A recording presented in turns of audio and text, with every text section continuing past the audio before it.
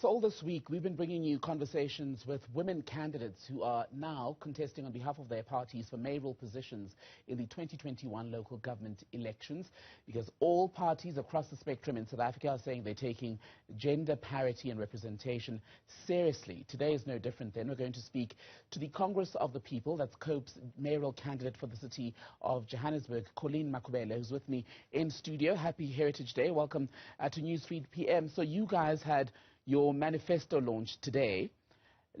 Briefly, for those who missed it, what are your promises in this election, especially in Johannesburg? Thank you, Thembi, and thank you for having me here. Before I start, can I pay tribute to the late mayor? I've worked with him at the city of Joburg. I chair one of the boards there in the entity, and humble servant, and will always remember him. Thank you so much for having me here. Very exciting time. We're excited about the elections. We're looking forward to the 1st of November. COPE has come back, revived, refreshed with a new vision, new leaders.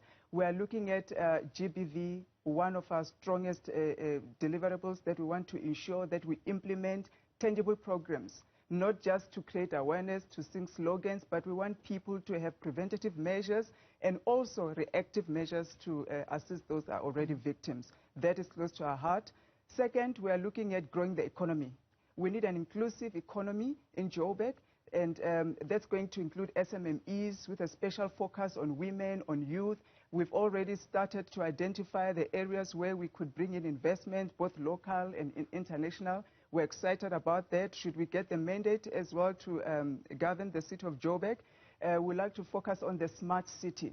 You know, we're in the 21st century, fourth industrial revolution. This is Joburg, the economic hub of Africa. There's no reason why we can't be receiving services digitally. There's no reason why our citizens cannot enjoy what other world-class cities are enjoying in terms of connectivity, e-learning, service delivery that is prompt, roads that are monitored and managed technologically, crime. We're going to reduce crime through smart city programs. We're going to have cameras, and that also assists even with women that are at home, women that are walking around the streets. We want Joburg to be watched, to be visible. We also want to focus on housing. You know, technology is going to assist us to fast-track the delivery of housing. We know that our people are out there, have been waiting for the past 30 years for houses and decent living, and it hasn't. But good governance is one of the areas we want to really strengthen and instill discipline in the city. I'll ask you about good governance in a moment. I want to get back to the idea of a smart city, because the ANC has been speaking quite passionately about that as well. But many a Johannesburg resident will tell you that at this point, they don't even care for a smart city. What they want is a system, a city that is able to deliver accurate water bills, accurate meter readings for electricity. How do we get those fundamentals right, given A, the backlog in unpaid debt, and B, the mess up on the side of the council itself, which is not giving people the correct readings? Thembi, that comes back to the smart city. What the smart city mean is that you enable these processes using technology.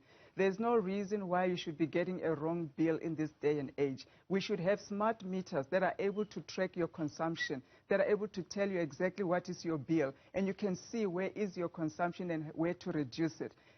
And smart city is important to the people, but when we break it down to them to say, look at the impact of COVID. For 4 months or so, we had children sitting at home who could not connect, who could not be educated. If we had online learning, if we had e-learning for the children, they should have been able to be educated. Crime, for instance, we've been trying to combat crime manually for the past, I don't know how many years.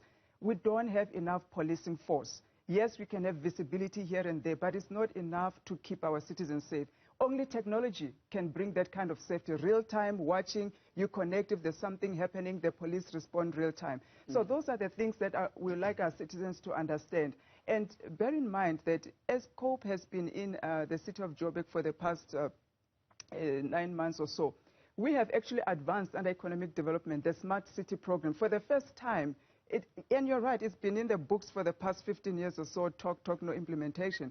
For the first time, we have SMMEs that have been appointed to look at smart city programs. We are going to implement technology around energy. You've spoken about that. Transport, how do we monitor our roads? How do we make sure that we provide safe roads, nicely surfaced roads, using technology to assist us real time to see where the issues are, etc. So there's a lot of exciting things. 250 SMMEs have been appointed already. And this is under the leadership of COPE and myself through the MTC where we sit. So it does impact to the heart of job creation, to the heart of service delivery, to e-learning, to healthcare. Everything in our society going into the 21st century will be permeated by that.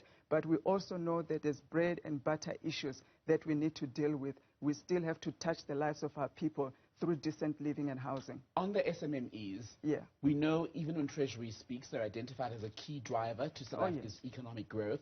But across the government spectrum, SMMEs say when they do business with government and the various metros, you wait longer than the prescribed time to receive payment. What that then means is that the SMMEs are not able to enjoy longevity in their space because without the money they shut down. How are you going to address that? And the second part of that question is, what are you going to do to avoid contracts going to the same people over and over again, often politically connected people? I love that question.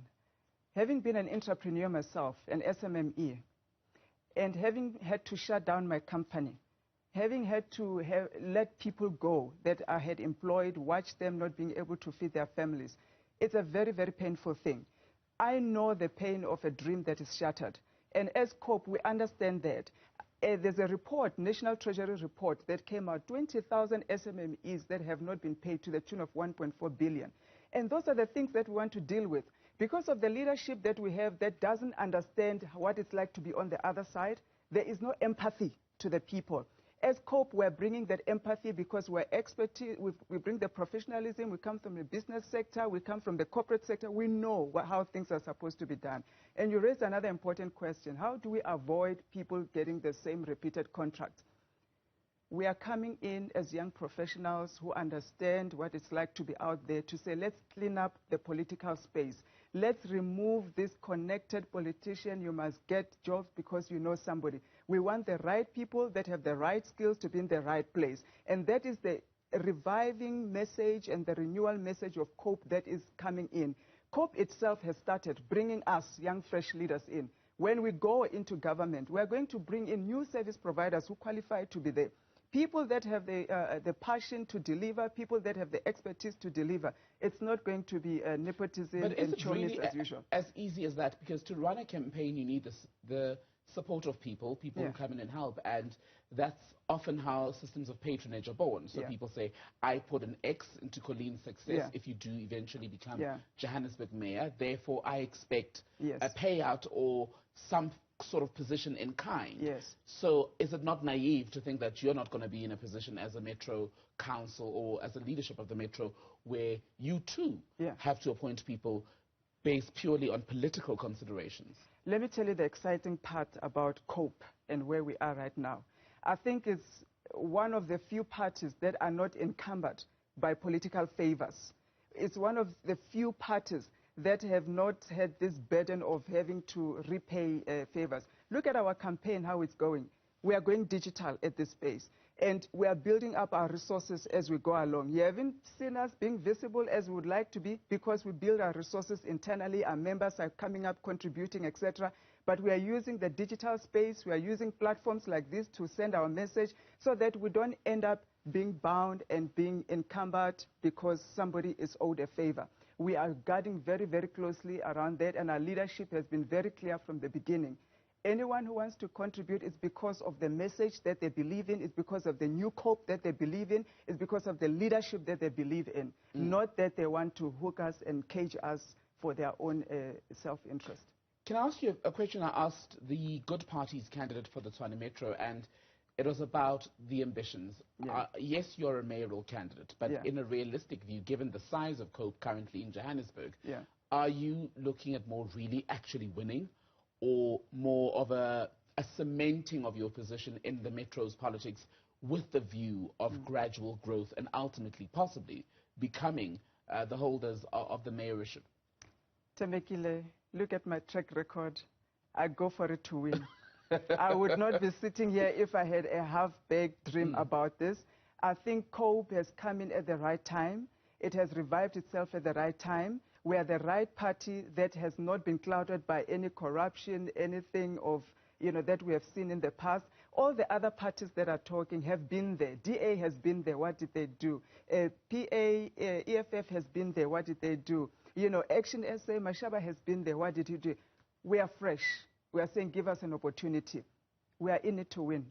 And we're looking forward to taking over the city of Joburg. Colleen Makhubele, we look forward to speaking to you then after Election Day on November 1st to see if you will indeed be mayor. For now, thank you so much for being on Newzroom Africa. Thank you, Thembi. I appreciate it. Thank you.